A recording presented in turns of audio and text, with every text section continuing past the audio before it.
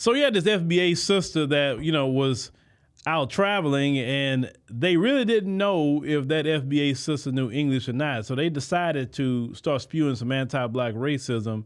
And I want you to hear what the FBA sister, did to the person that decided to spew some anti-blackness. I'm at a hotel in Lima, Peru.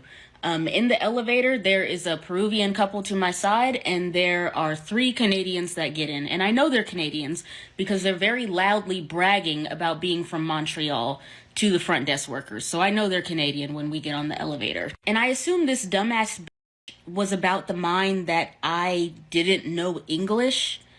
So she turns around and, to her friends, she's looking dead at me as she says this. So that's why I'm she probably doesn't think I know English. But she goes, I wonder if she's an N-word from Jamaica, or an N-word from America, or an N-word from... And I don't know what she was going to say next, because by the time she gets to that third N-word, my hand is just moving.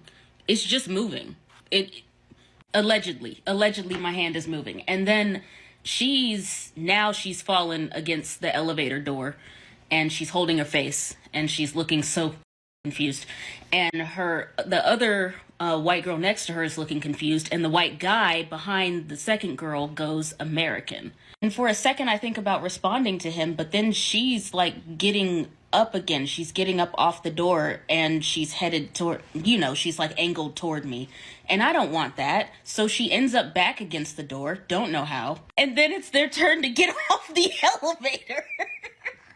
So they get off the elevator, and she just kind of follows them. And it just left me thinking, that was a really American response. You see, the funny part is when the guy said American, yeah, they know we're different. They know. They know that we're not going to tolerate that. I don't know why that lady thought that she can just say that in front of her, and it may not, be a problem. But see, they have said things in front of Caribbeans, and they don't do anything.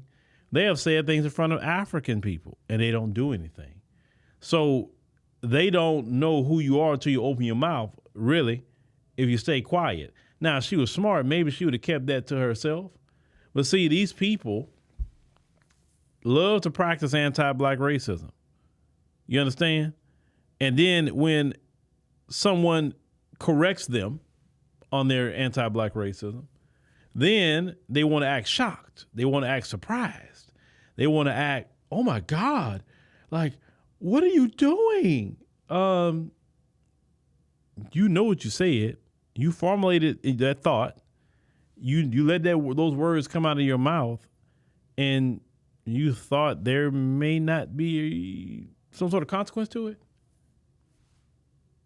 You understand what I'm saying? Maybe just in the future, if you want to spew your anti-black racism, do it in your dirty house. Don't do that in public, because you don't know who you're around. You don't know who you may be dealing with. You don't know who's going to crash out or not. You just don't know. So you need to watch yourself. That's just really what it is. You just need to watch yourself. So I think that's a funny story that, hey, FBAs, are definitely recognized and known, throughout the world that, hey, we're not the people to be messing with. You understand what I'm saying? I know that woman got a good lesson, probably went home calling her all kind of names, but I guarantee the next black person she get in the elevator with